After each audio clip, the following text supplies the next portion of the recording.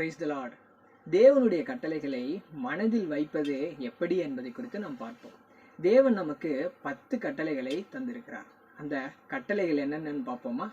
முதலாவது கட்டளை, தேவன் சொல்லுகிறார், உன் தேவனாகிய கர்த்தர் நானே, என்னை அன்றி உனக்கு வேறே தேவர்கள் உண்டாயிருக்க வேண்டாம் என்று தேவன் சொல்லுகிறார். நம்முடைய கர்த்தர் தான் நம் தேவன். 2வது கட்டளை, யாதொரு விக்கிரகத்தை ஆகிலும் நீ உனக்கு உண்டாக்க வேண்டாம் என்று தேவன் சொல்கிறார். யாதொரு விக்கிரகத்தை ஆகிலும் நம்ம தேவனுக்கு நிகராக உருவாக்கி அதை நமஸ்கரிக்கவும் வணங்கவும் ஆராதனை செய்யவும் பணிந்து கொள்ளவும் கூடாது. 3வது கட்டளை, இது இங்கிலீஷ் லெட்டர் எம் மாதிரி தெரியுதா? நேமில் வர்ற அந்த எம் தான். நம்மளுடைய தேவனுடைய நாமத்தை நம்ம வீணாய் வழங்க கூடாது. 3வது கட்டளை என்ன? உன் தேவனாகிய கர்த்தருடைய நாமத்தை வீணிலே வழங்காதிருப்பாயாக அப்படிங்கிறது தான் 3வது கட்டளை. 4வது கட்டளை என்னன்னு பார்த்தோம்னு சொன்னா, நமக்கு 4 திசைகள் உண்டு, நார்த்து, ஈஸ்ட், வெஸ்ட், சவுத்துன்னு சொல்லி. ஆண்டவர் என்ன விரும்புகிறார்? ஓய்வு நாள்ல அவருடைய சன்னிதானத்துல, அவருடைய ஆலயத்துல நாம் தங்கியிருந்து அவரை பணிந்து கொள்ளவும், அவரை ஆராதிக்கவும், அவரை தியானிக்கவுமே அவர் விரும்புகிறார். அதனால சொல்லுகிறாரு, ஓய்வு நாளை பரிசுத்தமாய் ஆசரிக்க நினைப்பாயாக. அந்த நாள்ல நம்ம வேற எந்த 4 திசைகளுக்கும் போய் வேற எந்த காரியத்தையும் நம்ம செய்யக்கூடாது. 5வது கட்டளை, உன் தகப்பனையும் உன் தாயையும் கனம் பண்ணுவாயாகன்னு சொல்லி தேவன் சொல்கிறார். நம் பெற்றோரை நம்ம என்ன செய்யணும்? கனம் பண்ணணும். நம்ம அப்பா அம்மாவை நம்ம என்ன செய்யணும்? கனம் பண்ணணும். அதுதான் 5வது கட்டளை. 6வது கட்டளை என்ன சொல்றாரு?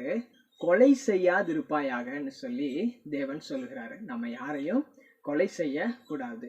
ஒரு ஸ்திரீயை எல்லாரும் கல்லெறிய வருவாங்க. அப்ப ஏசப்பா அந்த ஸ்திரீயை மன்னிச்சுட்டு அவர்கிட்ட சொல்லுவாரு, நீ இனி பாவம் செய்யாத அப்படின்னு சொல்லி அந்த ஸ்திரீட்ட சொல்லுவாரு. அந்த ஸ்திரீ செஞ்ச பாவம் என்ன? விபச்சாரம். அதனாலதான் அந்த ஸ்திரீயை எல்லாரும் குற்றப்படுத்தி அந்த ஸ்திரீ மேல கல்லெறிஞ்சு அந்த ஸ்திரீயை கொல்லணும்னு நினைச்சாங்க. அதனால அந்த பாவத்தை நம்ம செய்யக்கூடாது.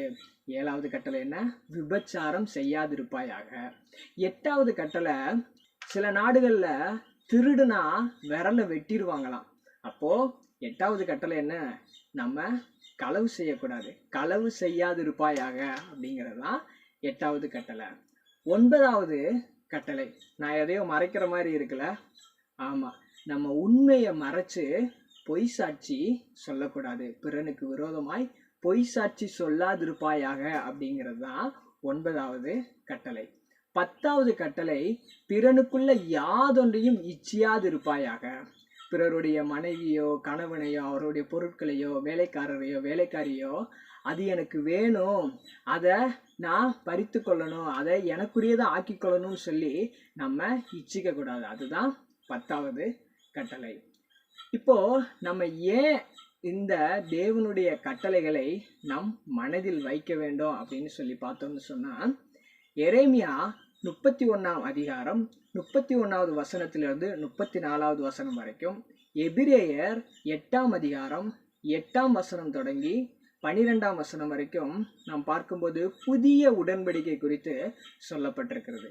அந்த புதிய உடன்படிக்கையில தேவன் என்ன செய்கிறாரா? மோசே காலத்துல கற்பலகைகள்ல அவருடைய கட்டளைகளை எழுதி தேவன் கொடுத்தார்.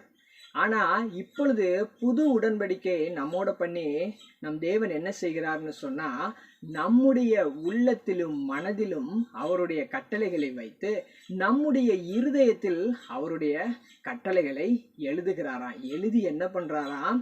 அவர் நம்முடைய தேவனாய் இருந்து நம்மை அவருடைய ஜனமாக வைக்கிறார்.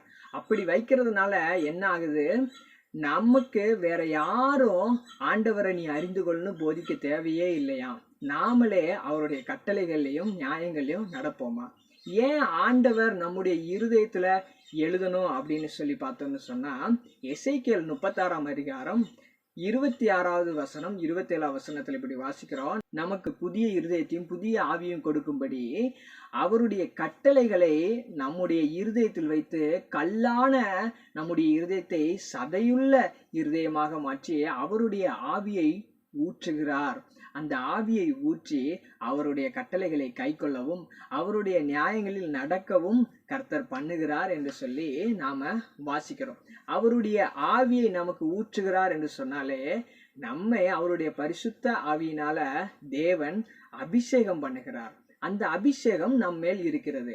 1 யோவான் 2:27 வாசிக்கிறோம். அந்த அபிஷேகம், அந்த தேவனுடைய ஆவி நமக்கு போதித்து நம்மை சகல சத்தியத்துக்குள்ளும் நடத்தும் என்று நாம காண்கிறோம்.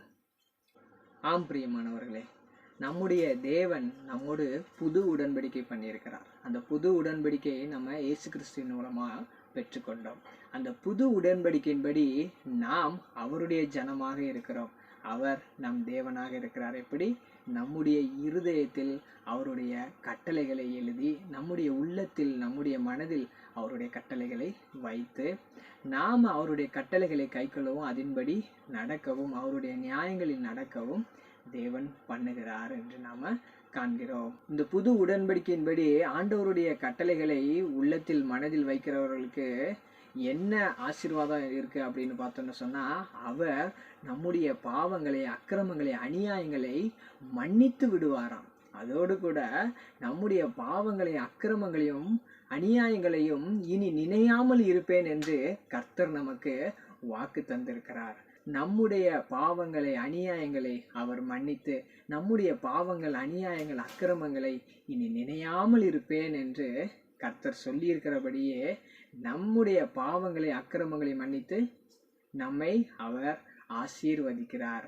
இன்று இந்த செய்தியை கேட்ட உங்கள் உள்ளத்துல தேவன் தம்முடைய கட்டளைகளை வைத்து, உங்க இருதயத்துல அவருடைய கட்டளைகளை எழுதி, புது உடன்படிக்கையின்படி அவர் நம் தேவனாய் இருந்து அவருடைய ஜனமாக நம்மை வைத்து நம்மை தேவன் ஆசீர்வதிக்கிறார். கர்த்தர் உங்களை ஆசீர்வதிப்பாராக. ஆமேன். பிரியமானவர்களே, தேவன் நம்மோடு புது உடன்படிக்கை பண்ணியிருக்கிறதுனால நம்முடைய இருதயத்துல அவருடைய கட்டளைகளை எழுதி, நம்முடைய உள்ளத்திலும் நம்முடைய மனதிலும் அவருடைய கட்டளைகளை வைத்திருக்கிறார். அதனால யாரும் நமக்கு போதிக்க வேண்டிய அவசியம் இல்லை. நம்ம ஏதாவது ஒரு பொருட்களையோ மனிதர்களையோ இச்சிப்போம் என்று சொன்னால் ஆவியானவர் உள்ளிருந்து நமக்கு உணர்த்துவார். அவர்களை இச்சிக்காதே, அந்த பொருளை இச்சிக்காதே, இச்சை என்கிறது பாவம் என்று நமக்கு உணர்த்துவார். வேறொரு விக்கிரகத்தை வணங்கவும், நமஸ்கரிக்கவும், ஆராதிக்கவும், பணிந்து கொள்ளவும் விட மாட்டார். நம்மை விபச்சாரம் செய்ய விட மாட்டார். களவு செய்ய, திருட ஏதாவது நம்ம யோசித்தோம் என்று சொன்னால் கூட களவு செய்வது பாவம், நீ களவு செய்யாதிருப்பாயாகன்னு சொல்லி உணர்த்துவார். நம்முடைய பெற்றோரை கனப்படுத்தாமல் நாம் இருந்தோம்னா, பெற்றோரை கனம் பண்ணுவது தான் என்னுடைய கட்டளை, என்னுடைய கட்டளைக்கு நீ கீழ்ப்படி, பெற்றோரை கனம் பண்ணுன்னு சொல்லி நம்மை நடத்துவார். அதனால் புது உடன்படிக்கை இயேசு கிறிஸ்து மூலமாய் பெற்ற நாம் அவருடைய கட்டளைகளிலும் அவருடைய நியாயங்களிலும் நடக்க தேவன் கிருபை செய்வாராக. God bless you. Amen.